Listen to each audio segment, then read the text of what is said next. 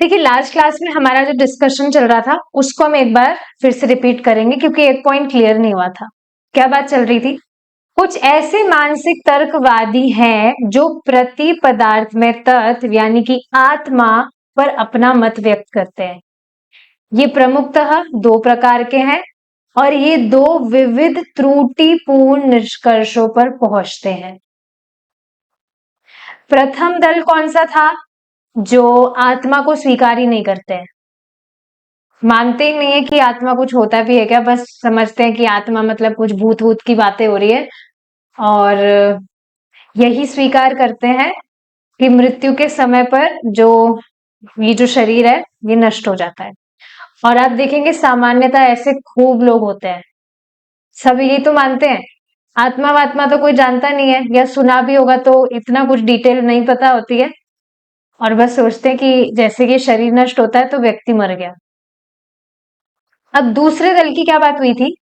केवल इतना स्वीकार करता है कि प्रति पदार्थ में तत्व 24 वर्गीय भौतिक तत्व के सीधे विरोध में है।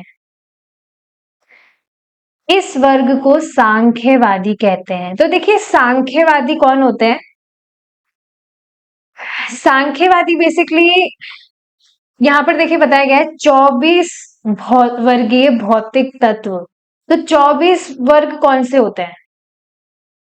एक तो हमने देखा है 8 तत्व, तो ये हो गए पृथ्वी जल वायु अग्नि आकाश, मन बुद्धि अहंकार।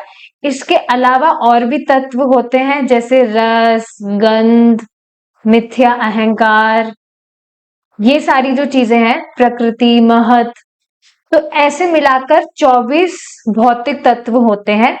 तो ये लोग किस तरह से एनालाइज करते हैं, किस तरह से एनालाइज करते हैं कि हम ये पृथ्वी तत्व तो नहीं है, या हम जल तत्व तो नहीं है, हम बुद्धि भी नहीं है, हम अहंकार भी नहीं है, हम गंध भी नहीं है, हम रस भी नहीं है, हम प्रकृति भी नहीं है, हम ये भी नहीं है, हम वो भी नहीं है।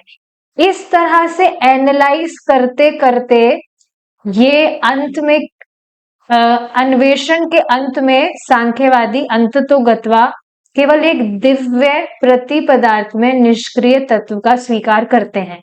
मतलब समझते कि हाँ एक दिव्य प्रति पदार्थ में मतलब स्पिरिचुअल आत्मा कुछ है।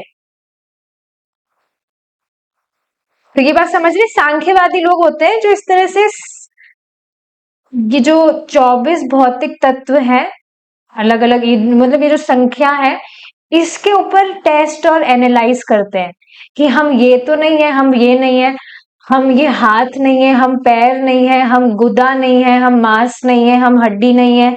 इस तरह से करते करते करते अंततोगत्वा इस निष्कर्ष पर पहुंचते हैं कि हाँ एक दिव्य प्रति पदार्थ में तत्व है। इतना होने पर भी इन मानसिक तर्कवादी विशेषज्ञों के लिए निम्न श्रेणीय शक्ति से परीक्षण करने कारण समस्या उत्पन्न होती है। मतलब क्या है? आत्मा से जो ये निम्न तत्व है इससे ये लोग इनको एनालाइज करके इन लोगों को ज्ञान होता है। अब ये जितने भी भौतिक तत्व हैं आत्मा से तो निम्न ही है ना, क्योंकि आत्मा तो आध्यात्मिक है, चिन्मय है आत्मा, लेकिन भौतिक तत्व तो निम्न है। तो इस तरह से बता रहे हैं प्रभुपाद जी कि निम्न श्रेणीय शक्ति से परीक्षण करने के कारण समस्या उत्पन्न हो जाती है। वे उच्च कोटीय शक्ति से सूचना प्राप्त नहीं करते हैं। प्रति पदार्थ में तत्व की वास्तविक स्थिति जानने के लिए श्रेष्ठ शक्ति के दिव्य स्तर तक उन्नत होना होगा। भक्ति योग उस श्रेष्ठ शक्ति की ही क्रिया है। मतलब भक्ति योग से व्यक्ति जब अपना संबंध भगवान कृष्ण से जानेगा तब वास्तव में उसको पता लगेगा कि उसको करना क्या है। अगर ये भी चीज मालूम चल गई कि हम आत्मा है तो भाई आत्मा के काम क्या है वो कैसे मालूम चलेगा? सिर्फ ये मालूम हो जाना कि हम आत्मा है दिस इज नॉट इनफ। आत्मा के कार्य भी तो करने चाहिए ना, करने ही होंगे। तो भक्ति योग उस श्रेष्ठ शक्ति की ही क्रिया है। पदार्थ में संसार के मंच से प्रति पदार्थ में संसार की वास्तविक स्थिति का मूल्यांकन संभव नहीं है। तो हम मतलब ये बात यहाँ पे प्रभुपाद जी बता रहे हैं कि ये जो भौतिक संसार में स्थित व्यक्ति जो है वह आध्यात्मिक संसार की वास्तविक स्थिति क्या है इसका कुछ अंदाजा नहीं लगा सकता है, किंतु परम भगवान जो कि पदार्थ में और प्रति पदार्थ में दोनों शक्तियों के नियंत्रक है, अपनी अहेतुकी कृपावश अवतरित होकर हमें प्रति पदार्थ में जगत का पूर्ण ज्ञान देते हैं। सोचिए ना कितनी विशेष कृपा है भगवान की। स्वयं भगवान आकर इस तरह से ज्ञान देते हैं। गीता में बता रहे हैं कि शाश्वत धाम है जहां पर व्यक्ति पहुंच जाने के बाद में कभी भी नीचे नहीं गिरता है, वह उसका वास्तविक घर है। तो भगवान इस तरह से कृपा करके बता रहे। सोचिए अगर भगवान कभी बताते ही नहीं तो हमें तो कैसे पता लगता। यहाँ बैठे बैठे कैसे कुछ सोचकर व्यक्ति कुछ भी कर सकता है, पर ये भगवान की अहेतुक की कृपा है जो भगवान इस तरह से अवतरित होकर अपने धाम के विषय में बताते हैं। इस प्रकार हम जान सकते हैं कि प्रति पदार्थ में जगत क्या है। परम भगवान और जीवात्माएं दोनों ही अपने गुणों में प्रति पदार्थ में है। आप देखिए ना कि स्पिरिचुअल वर्ल्ड की तो बात छोड़ दीजिए, हम तो ये भी कभी नहीं जान सकते थे कि इस भौतिक जगत में ही 84 लाख योनियां हैं। अपनी शक्ति से व्यक्ति कभी भी कैलकुलेट कर ही नहीं सकता है कि 84 लाख योनियां है टोटल। और भौतिक जगत की बात की जा रही तो सिर्फ पृथ्वी की बात नहीं हो रही है। भौतिक मतलब सारे प्लैनेट्स को मिलाकर 84 लाख योनियां हैं।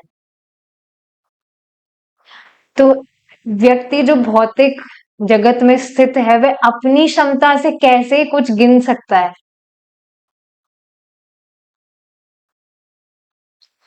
तो ये बात आप समझ रहे हैं, शास्त्रों में ऑलरेडी ही हमको भरपूर ज्ञान दिया हुआ है। ऑलरेडी सब कुछ बताया गया है जो भी हमको जानना है। तो शास्त्रों के अध्ययन से व्यक्ति अपने आप ही सारी चीजें जान सकता है। परम भगवान और जीवात्माएं दोनों ही अपने गुणों में प्रति पदार्थ में है, मतलब स्पिरिचुअल है, ऐसा ज्ञान दिया गया है।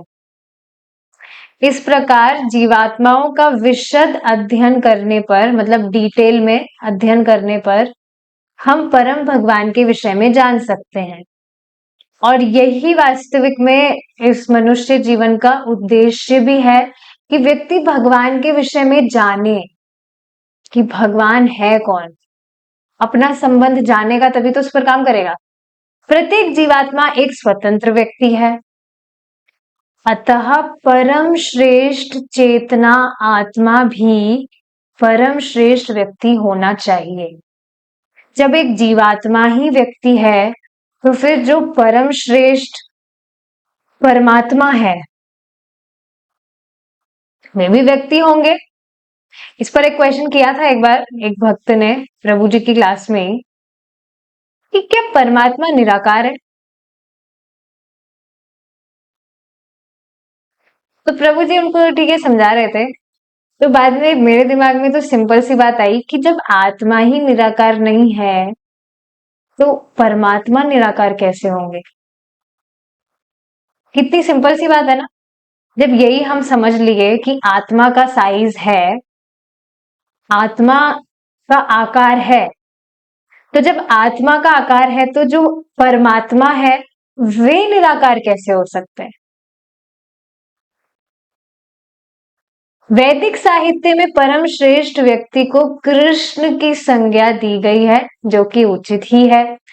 परम भगवान को सूचित करने वाला यह कृष्ण नाम सर्वोच्च श्रेणी का एकमात्र सुबोध नाम है। वे यानी कि कृष्ण पदार्थ में और प्रति पदार्थ में दोनों शक्तियों के नियंता है। और कृष्ण नाम का यही अर्थ है कि वे परम नियंता है। ठीक है, सारी चीजें क्लियर है।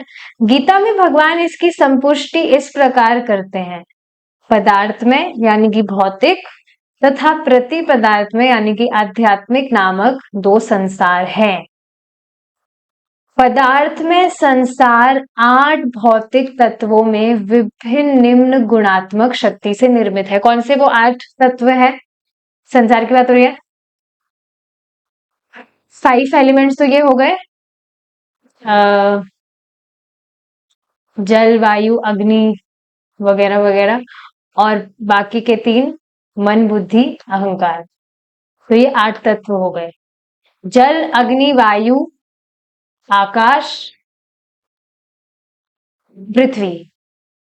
ठीक है, तो हाँ, इस तरह से 8 भौतिक तत्वों में विभक्त निम्न गुणात्मक शक्ति से निर्मित है यह पदार्थ में संसार। प्रति पदार्थ में संसार उच्च गुणात्मक शक्ति से निर्मित है। क्योंकि पदार्थ में एवं प्रति पदार्थ में दोनों प्रकार की शक्तियां परम दिव्य प्रभु से ही उत्पन्न हुए हैं, अतः यह निष्कर्ष उचित है कि मैं मतलब भगवान कृष्ण समस्त सृष्टि एवं प्रलय का अंतिम कारण हूं। क्योंकि भगवान की 2 शक्तियां निम्न और श्रेष्ठ पदार्थ में एवं प्रति पदार्थ में संसारों को प्रकट करती है, उन्हें सर्वोच्चम परम सत्य कहा गया है। भगवान कृष्ण इसी का भगवत गीता में इस प्रकार वर्णन करते हैं, हे अर्जुन, मैं ही दिव्यता का सर्वोच्च तत्व हूं और मुझसे बढ़कर अन्य कुछ भी नहीं है। सूत्र में बंधी हुई मणियों के समान प्रत्येक वस्तु मेरी शक्तियों पर आधारित है। जैसे आप अपने कंठ में कंठी माला देखेंगे तो आप देखेंगे उसमें बहुत सारी तुलसी बीड्स हैं, लेकिन क्या उसमें जो मतलब किस पर वह आधारित है? धागे पर वह धागा दिख तो नहीं रहा है, लेकिन इसका अर्थ ये नहीं है कि वो ऐसे ही हवा में है कंठी माला। तो उसी तरह से सूत्र में बंधी हुई मणियों का ही यहाँ पर दिया जा रहा है रेफरेंस, कि जैसे सारी जो मणियां है वो उस धागे पर आधारित है, उसी तरह प्रत्येक वस्तु भगवान कृष्ण की शक्तियों पर आधारित है। अब कोई व्यक्ति इसको समझे या ना समझे, पर वास्तविकता तो यही है। पदार्थ में एवं प्रति पदार्थ में संसारों के सिद्धांत संबंधी खोज से बहुत काल पूर्व भगवत गीता में यह विषय पहले से ही वर्णित हो चुका था। गीता स्वयं बताती है कि यह दर्शन पूर्व काल में सूर्य के अधिष्ठाता देवता को सिखाया गया था, जिसका अर्थ है कि गीता का उपदेश कुरुक्षेत्र युद्ध से बहुत समय पूर्व, कम से कम 12 करोड़ वर्ष पूर्व पुरुषोत्तम भगवान श्री कृष्ण द्वारा दिया गया था। 12 करोड़। और ये तो फिर भी यहाँ पर ये नंबर बताया, लेकिन भगवत गीता वास्तव में शाश्वत समय से है। और आप देखिए ना भगवान की कितनी सुंदर व्यवस्था है, जैसे आगे देखिए बता रहे हैं। अब आधुनिक विज्ञान ने गीता में उपलब्ध सत्य ज्ञान के केवल एक अंश मात्र का पता लगाया है, साइंटिस्ट लोगों ने। प्रति पदार्थ में विश्व की धारणा भी गीता में पाई जाती है। मतलब आध्यात्मिक जगत के बारे में गीता में बताया गया है। सभी प्राप्य मतलब जो प्राप्त है मतलब अवेलेबल, और आंकड़ों मतलब डेटा, मतलब जो भी इंफॉर्मेशन शास्त्र में अवेलेबल है, गीता में अवेलेबल है, सिर्फ बिना किसी शंका के यह माना जा सकता है कि प्रति पदार्थ में जगत प्रति पदार्थ में आकाश में स्थित है। वह आकाश जिसे गीता में सनातन धाम या शाश्वत प्रकृति कहा जाता है। ठीक जिस प्रकार पदार्थ में अणु पदार्थ में जगत का निर्माण करते हैं, उसी प्रकार प्रति पदार्थ में अणु अपनी समस्त सामग्री सहित प्रति पदार्थ में जगत का निर्माण करते हैं। और सब कुछ भगवान पर ही आधारित है। प्रति पदार्थ में जगत में प्रति पदार्थ में जीव रहते हैं। प्रति पदार्थ में जगत में कोई भी जड़ पदार्थ नहीं है। वहां प्रत्येक वस्तु एक जीवित तत्व है।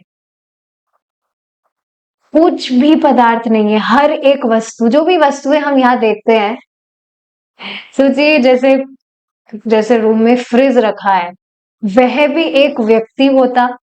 यहाँ पर जैसे हम रह रहे हैं, ये लैपटॉप है, ये भी एक व्यक्ति होता। तो ठीक है, यहाँ पर तो ये टेक्नोलॉजी वगैरह है। उसी तरह से भगवान के आध्यात्मिक धाम में भी जो भी वस्तुएं हैं, वे वास्तव में जीवित हैं, जीवित तत्व हैं। हर एक वस्तु वास्तव में व्यक्ति है।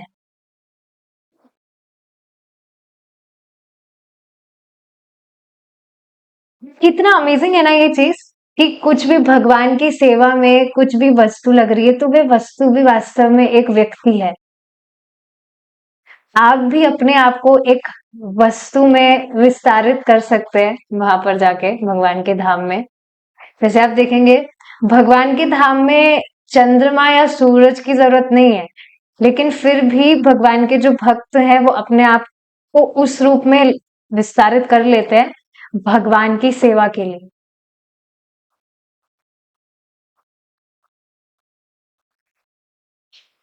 तो आध्यात्मिक जगत is very creative, no limitations. वहां प्रत्येक वस्तु एक जीवित तत्व है और वहां भगवान स्वयं परम पुरुषोत्तम है। प्रति पदार्थ में जगत के निवासियों के पास शाश्वत जीवन, शाश्वत ज्ञान व शाश्वत आनंद है। दूसरे शब्दों में, उनके पास भगवान के समस्त गुण हैं। पदार्थ में जगत में सर्वोच्च ग्रह सत्यलोक या ब्रह्मलोक कहलाता है। सर्व उत्कृष्ट निपुण व्यक्ति इस ग्रह में निवास करते हैं, मतलब बहुत जो टैलेंटेड है, क्योंकि ऊपर है ना, पर है ये सब भौतिक जगत में, सत्यलोक ब्रह्मलोक। तो वहां पर जो बहुत सिद्ध पुरुष है, वे वहां पर निवास करते हैं इन ग्रहों में। ब्रह्मलोक के अधिष्ठाता देवता ब्रह्मा है, जो कि इस पदार्थ में जगत के प्रथम सृजित व्यक्ति है। ब्रह्मा हम लोगों की भांति ही एक जीवात्मा है, किंतु ब्रह्मांड में वे सर्वाधिक निपुण व्यक्ति है, वेरी टैलेंटेड। आप देखिए ना, हर एक जो भी जीवात्मा है, उनके अलग अलग जो देह है, वो ब्रह्मा जी के द्वारा ही डिजाइन किए गए हैं।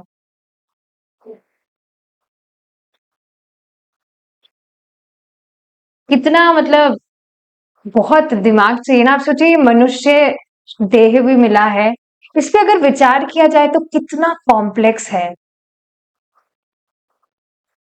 और आप देख रहे हैं, हर एक जो भी मतलब सारी जो भी बॉडी पार्ट्स हैं, वो एकदम परफेक्ट जगह पर है। हाथ दो दिए हैं, पैर दो दिए हैं, आंखें दो हैं, कान दो हैं, नाक एक है, मतलब सबका एकदम परफेक्ट डिजाइन, जिससे व्यक्ति अच्छे से भगवान का भजन कर सके। यद्यपि वे इतने निपुण नहीं है कि उन्हें भगवान की श्रेणी में रखा जाए। भगवान की श्रेणी में सिर्फ भगवान ही हो सकते हैं, ये बात है। किंतु वे निश्चय ही सीधे भगवान द्वारा अनुशासित जीवात्माओं की श्रेणी में है। तो ऑफकोर्स जो भी डिजाइनिंग वगैरह भी ब्रह्मा जी करते हैं, भगवान ही तो वो सब बुद्धि देते हैं। भगवान और जीवात्माएं दोनों ही प्रति पदार्थ में जगत क्यों है। We does not belong to this world.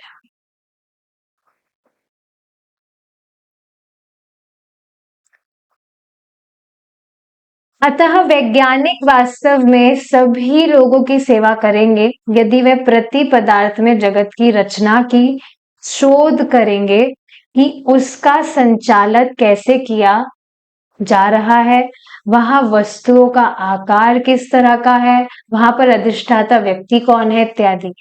मतलब इन सब शास्त्रों की बातों को स्वीकार ना करके ये जो भी वैज्ञानिक लोग हैं, ये रिसर्च करने के चक्कर में सभी लोगों की सेवा करेंगे, एक्सप्लोर करेंगे, एक्सपेरिमेंट करेंगे, और ऐसा करते करते क्या होता है, पूरा मनुष्य जीवन निकल जाता है। कभी भी आपने कोई यंग साइंटिस्ट नहीं देखा होगा, पता नहीं देखा हो तो, पर साइंटिस्ट यंग तो नहीं होते हैं, और रिसर्च करते करते उनका पूरा जीवन निकल जाता है और फिर भी वो तृप्त नहीं होते हैं, क्योंकि उनकी जो रिसर्च है वो तो पूरी कभी होती ही नहीं है, हो ही नहीं सकती है।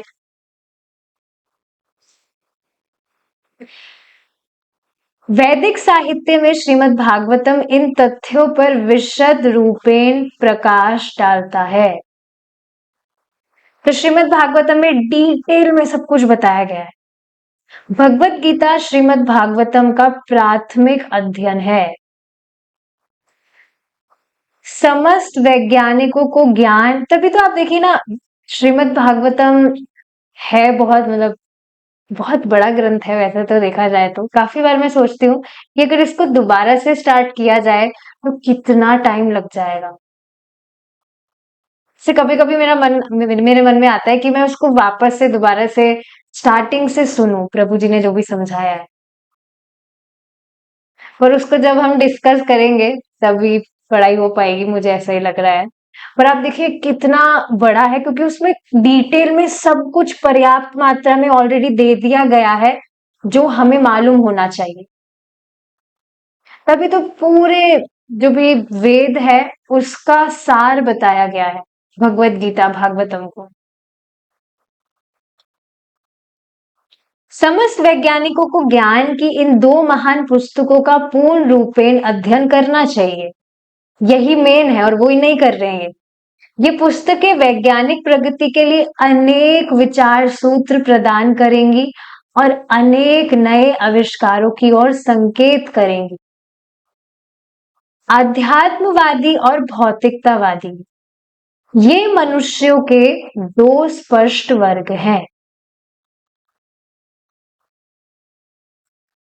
आध्यात्मवादी वेद जैसे अधिकृत शास्त्रों से ज्ञान प्राप्त करते हैं।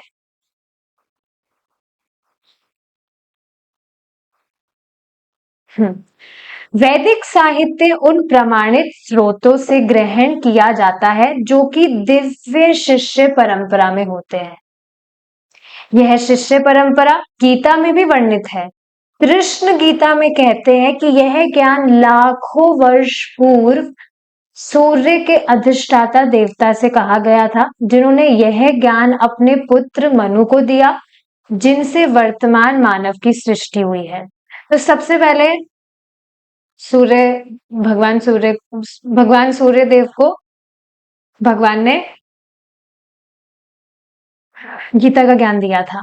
मनु ने उसी क्रम में यह दिव्य ज्ञान अपने पुत्र राजा इक्ष्वाकु को दिया, जो कि पूर्ण पुरुषोत्तम भगवान श्री राम के वंश के पूर्वज है।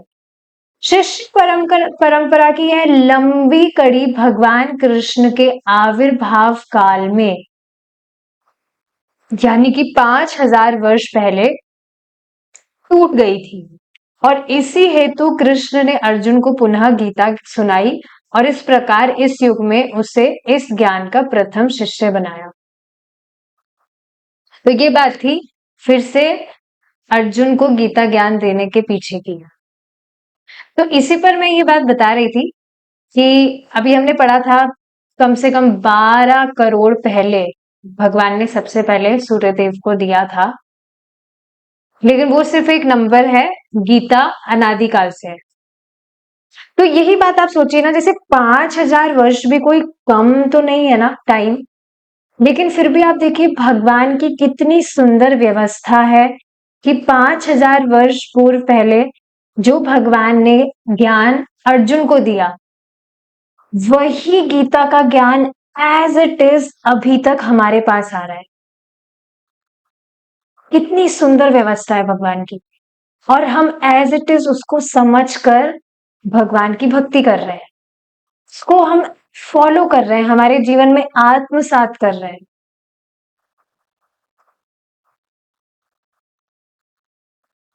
कब काफी बार अगर आप विचार करेंगे तो आप पाएंगे कि कृष्णा कॉन्शियसनेस इज मैजिकल। पहले मैं सोचती थी मैजिक जैसा कुछ होता है क्या, होता तो कितना मजा आ जाता। अब देखिए, अब पता लग रहा है हाँ, सच में मैजिक तो होता है। और वास्तव में जो व्यक्ति कृष्ण भावना मृत में आएगा, कृष्ण भावना भावित होगा, वही इस चीज को अनुभव कर सकता है। नहीं तो सामान्य लोग जो भक्ति नहीं करते हैं, वो तो क्या समझते हैं, अरे ये तो पागल है, कुछ भी करते रहते हैं, टाइम खराब कर रहे हैं। जब तक व्यक्ति किसी चीज को फॉलो ही नहीं करेगा, कैसे समझेगा वो उसकी महत्वता को। अतः इस युग के आध्यात्मवादी उस शिष्य परंपरा में है जो कि अर्जुन से आरंभ होती है। भौतिक विज्ञान का संशोधन करने की चिंता ना करके आध्यात्मवादी पदार्थ और प्रति पदार्थ का ज्ञान सर्वोत्तम तरीके से इस शिष्य परंपरा के द्वारा प्राप्त कर लेता है, और इस प्रकार अपने आप को घोर कष्ट से बचा लेता है।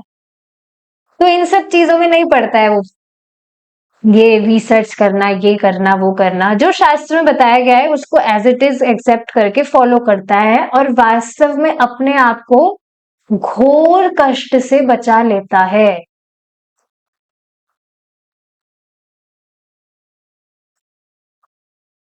देखिए, इस बात पर आप जब विचार करेंगे, जो व्यक्ति भक्ति नहीं कर रहे हैं और कैसी मिथ्या चीजों को वो अपनी जिंदगी का सबसे बड़ा सच मानकर बैठे हैं, तब आपको पता लगेगा कि भगवान ने कितनी कृपा करके हमको बचा लिया वास्तव में। जैसे मैं देखती हूँ लोग इतना ज्यादा सीरियस है इस भौतिक जगत में अपना करियर बनाने के लिए। हमें करियर बनाना है, हमें बड़ा आदमी बनना है, हमें ये करना है, वो करना है। They are so much serious, they are taking this material world, they are taking it very seriously, जो कि वास्तव में बिल्कुल कुछ भी तो हासिल नहीं करेंगे ना वो, अगर सब कुछ ये सारी चीजें भी करेंगे। जैसे आज की कुछ न्यूज में आया था, पता नहीं किसका कुछ देहांत वगैरह हो गया, तो कुछ मतलब चर्चा कर रहे थे कि इतनी वो संपत्ति छोड़ गए, ये छोड़ गए, वो छोड़ गए। तो मैं यही सोच रही थी कि उन्होंने पूरा जीवन इस तरह से मेहनत की, अब इतनी उनकी मेहनत का जो भी उन्होंने कमाया यहाँ पर छोड़ गए। ये बात देखिए स्वयं महाराज जी बता रहे थे कि जो भी व्यक्ति है उसकी बहुत आकांक्षा होती है कि बहुत काम करेगा, बड़ा आदमी बनेगा। इस तरह से पूरा जीवन मेहनत करके सारी संपत्ति छोड़कर चला जाता है, वो पता नहीं कहाँ गया, वो किसी को कुछ भी आइडिया भी नहीं है। भगवान की भक्ति नहीं किया तो उसकी क्या गति हुई है। और अब जो भी उसका मेहनत का, जो भी उसकी संपत्ति उसने अर्जित की थी, अब उसको कौन लोग भोगेंगे और किस तरह से, किस काम में उसको भोगेंगे।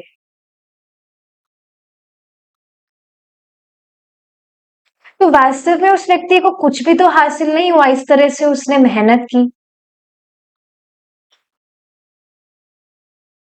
इन चीजों को बार बार में सुनना बहुत जरूरी है।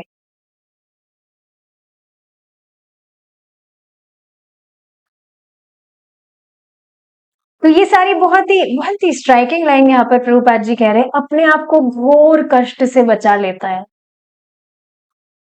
कि यह पदार्थ में जगत है, भौतिक है, सब कुछ टेम्पररी है। तो यहाँ पर मैं जब जो भी कर रहा हूँ, कुछ भी पद भी मैं हासिल करने का प्राप्त कर रहा हूँ, वह भी तो टेम्पररी है। तो अपनी एनर्जी वहां लगानी चाहिए ना, जिससे हमें परमानेंट बेनिफिट प्राप्त हो। तथापि प्रगाढ़ भौतिकतावादी पूर्ण पुरुषोत्तम भगवान के प्रति पदार्थ में जगतों में विश्वास नहीं करते। कुछ नहीं, ये सब ऐसी कल्पना मात्र है। किसने देखा है आध्यात्मिक जगत? हम हमारी अंडरस्टैंडिंग से समझ ही नहीं सकते हैं, तो किसने मतलब ये शास्त्र में बताया भी जा रहा है, कौन माने ये सब कुछ ठीक है? जैसे एक व्यक्ति थे, तो वो जाति से ब्राह्मण थे कुछ, तो खुद को ब्राह्मण वगैरह कह रहे थे वे। तो उनको मैंने बताया था कि आप गीता पढ़िए, इस तरह से मतलब गीता के विषय में मैंने उनको बताया था, बहुत पहले की बात है। फिर उन्होंने कहा गीता, गीता भी तो एक इंसान ने लिखी है ना, किसी ने लिखी होगी तभी तो हमारे पास आ रही है वो। अगर बहुत श्रेष्ठ चीज होती वास्तव में, तो हमें कहाँ से मिल रही होती? देख रहे हैं किस तरह से लोगों का बिल्कुल कुछ विश्वास ही नहीं है। अगर आपको भी कभी इस तरह से कुछ भी किसी के भी दिमाग, कुछ भी आपको कुछ ऐसे उल्टी प्रीचिंग करने का ट्राई करे, पहली बात तो ऐसे लोगों से सुनना नहीं चाहिए, दूर ही रहना चाहिए। पर कोई आपको इस तरह से प्रीच करने का ट्राई करे, तुरंत उसी टाइम आप सोचना, अब तक जो भी आपने अपने भक्ति जीवन में किया, उससे जो बेनिफिट आपको प्राप्त हुए, क्या भक्ति करने से जिस तरह से आप अपने जीवन में शांति और सरलता अनुभव कर रहे हैं, क्या भक्ति करने से पहले भी इस तरह से था? सुख और शांति कौन व्यक्ति नहीं चाहता है? इनफैक्ट इतना हार्ड वर्क ही व्यक्ति इस वजह से कर रहा है, मतलब सोच रहा है, उसका मतलब ये मिथ्या ही है कि मैं बहुत हार्ड वर्क करूंगा और मुझे शांति प्राप्त हो जाएगी। उसको प्राप्त हो नहीं रहा है लेकिन कुछ भी। तो तुरंत बस अपने दिमाग में यही सोचिए। मैं हमेशा यही सोचती हूँ जब भी बाहर से कुछ बॉम्बिंग होती है इस तरह से कि ये टाइम खराब कर रहे हो, जीवन खराब कर रहे हो, ये कर रहे हो, वो कर रहे हो, तुरंत मेरे दिमाग में ये आती है, ये मेरे दिमाग में आता है कि भक्ति करने से पहले मैं कितना परेशान थी वो मैं ही जानती हूँ। भक्ति करने से जो बेनिफिट हुआ है, कितना प्रेम से कृष्ण रख रहे हैं, इज इट नॉट? कितना प्रेम से तो भगवान रख रहे हैं। और हर बार दिमाग में यही चीज आती है मेरे दिमाग में कि मैं हमेशा इस तरह का ही तो कुछ ढूंढ रही थी जिसमें कुछ एंजाइटी ना हो, और कोई ऐसा व्यक्ति जिस पर हम बिल्कुल आंख बंद करके विश्वास करें, जो हमें बिल्कुल अच्छे से गाइड करे कि हमें जीवन में आगे करना क्या है। And Krishna is that person. तो कभी भी ऐसे लोग कुछ भी प्रीच करें, तुरंत आप अपने दिमाग में ये सारी चीजें सोचिए।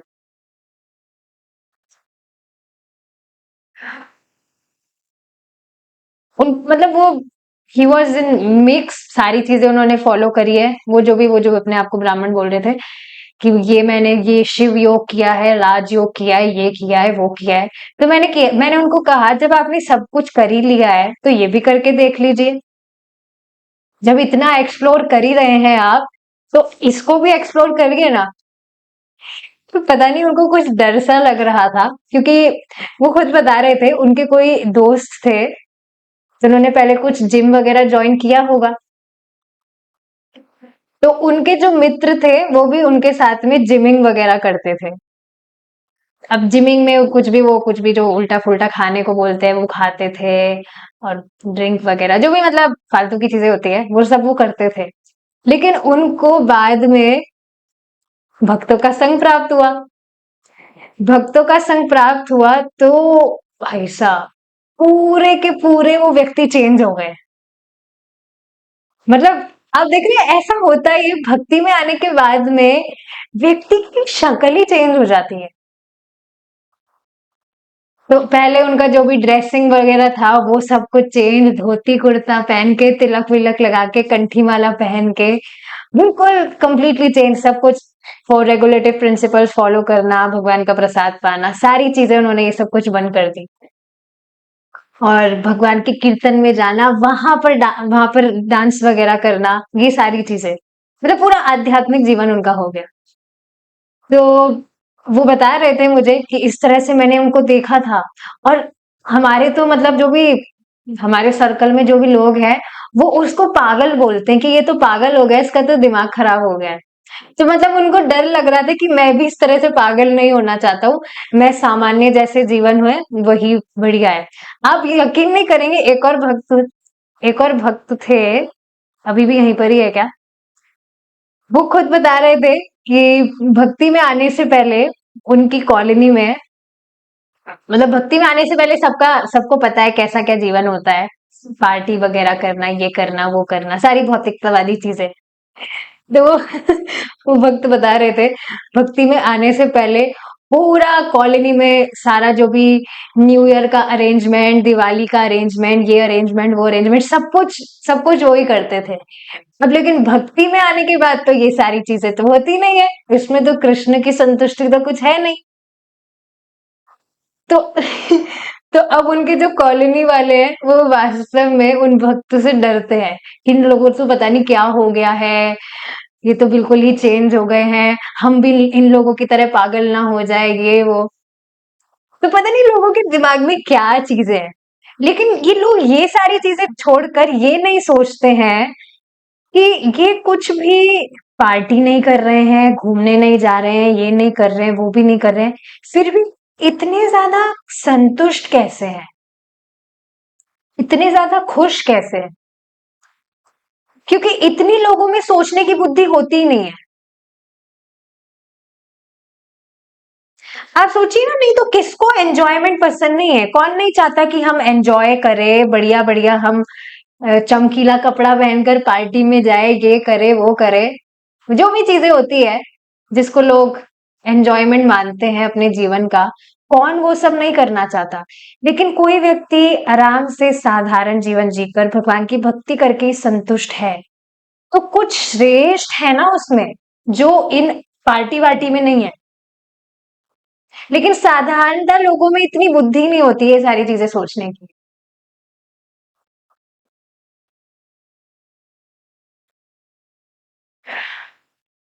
तो यही सारी चीजें हैं जो प्रभुपाद जी बता रहे हैं कि वे बड़े अभागे हैं। यद्यपि कभी कभी दूसरे प्रकार से वे भ्रमित हुए हैं और उन्हें प्रति पदार्थ में वस्तुओं का कोई ज्ञान नहीं है।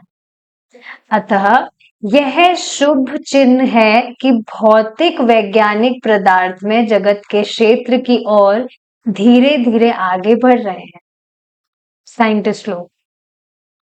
हो सकता है कि कदाचित वे इतनी प्रगति करेंगे कि प्रति पदार्थ में जगत का विवरण वे पूरी तरह जान लेंगे। जहां भगवान प्रधान रूप से विराजमान है और जहां जीवात्माएं प्रभु के सानिध्य में रहती हैं और उनकी सेवा करती है। भगवान की सेवा करने वाली जीवात्माएं गुणात्मक रूप से उनके समान होती है। जैसे हमने सोने के पहाड़ का एग्जाम्पल लिया था, एक जो स्वर्ण पर्वत है बहुत बड़ा, उसका थोड़ा सा पीस अगर हम निकाले तो उस छोटे से पीस की जो क्वालिटी है, उसके जो गुण है कि वह भी बहुत चमकीला होगा, वह सोना ही कहलाया जाएगा। और जो वो बड़ा पर्वत है, उसकी गुण, उसकी क्वालिटीज भी सेम ही होगी। तो उसी तरह से जो जीवात्मा है वे गुणात्मक रूप से भगवान के समान ही है, सच्चिदानंद है, शाश्वत है, सनातन है, भगवान कृष्ण की तरह पूर्ण ज्ञान में, पूर्ण आनंद में, चिन्मय है। किंतु साथ ही वे सेवकों की भांति अनुशासित रहती है। ये बात पता होनी चाहिए कि भगवान के धाम में जितने भी भक्त हैं, भगवान के पार्षद, भगवान अपने जैसा ही दिव्य शरीर अपने पार्षदों को भी देते हैं। कोई पता ही नहीं लगा सकता कि इनमें से भगवान कौन है और पार्षद कौन है। इसी से मुझे एक बात याद आ रही है, परम पूज्य राधा गोविंद महाराज की मैं कथा सुन रही थी, अजामिल वाली। तो उसमें जो यमराज जी के जो दूत होते हैं, वो जब अजामिल को लेने जाते हैं तो वहां पर विष्णु दूत भी आ जाते हैं, भगवान के पार्षद। तो उनको देखकर जो यमराज जी के दूत होते हैं, वो एकदम देखकर दे आर लाइक एस्टोनिश्ड, ये इतने सुंदर व्यक्ति कौन है, चार भुजाएं हैं और इस लोग के तो बिल्कुल भी नहीं लगते ये कोई देव, ये लोग तो कोई देवता ही है। तो बिल्कुल उनकी सुंदरता को देखकर एकदम मंत्रमुग्ध, जिसको कहते हैं मंत्रमुग्ध हो गए थे। तो बिल्कुल भगवान अपने जैसा चिन्मय शरीर अपने पार्षदों को देते हैं। Krishna is like this. ऐसे तो वास्तव में भगवान कृष्ण ही हो सकते हैं। देखिए ना, इस भौतिक जगत में जैसे किसी का भी कुछ गुण है, जैसे मान लीजिए सुमन माता जी, आप मिस यूनिवर्स होती, तो क्या आप अपनी सुंदरता किसी और के साथ बांटना पसंद करती? बिल्कुल ऑनेस्टली बताइए, कुछ भी नम्रता वाली बात नहीं आ रही। नहीं, राइट? लेकिन आप भगवान को देखिए, भगवान अपने जैसा चिन्मय शरीर अपने भक्तों को दे देते हैं। तो ऐसे तो वास्तव में भगवान ही हो सकते हैं। तो क्यों नहीं कोई व्यक्ति भगवान कृष्ण की उपासना करेगा? अभी भी आप देखिए ना, भौतिक जीवन भी भगवान कितना आसान कर देते हैं। अगर हम वास्तव में भगवान कृष्ण की ही सेवा करना चाहते हैं, तो आप देखेंगे भगवान धीरे धीरे करके रास्ते खोलते जाते हैं।